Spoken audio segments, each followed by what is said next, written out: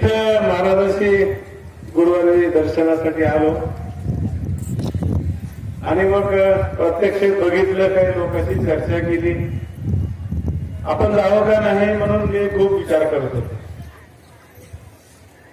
माझ्यासारखा लोकप्रतिनिधी जरी झाला तर लोक मग खूप किंवा एवढे मोठे माणसं जाते तर आपण जावं. खूप विचार करून अभ्यास करून मी इथं आलो आहे. आणि सुभाष बाप्पाचं नाव खूप वर्षापासून माझे चुकले भूमला राहत होते.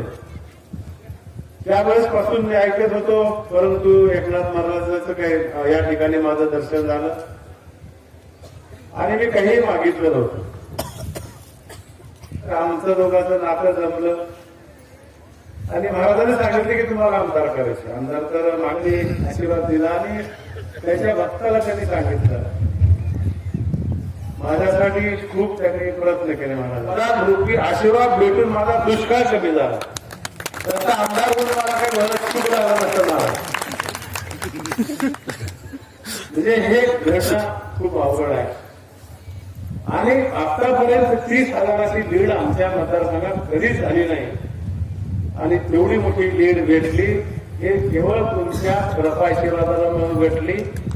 आणि मला देण्यात काही नाही. मला त्यावेळेस निर्माण गेलं की मी मलकापूर आहे, बाकी काही नाही.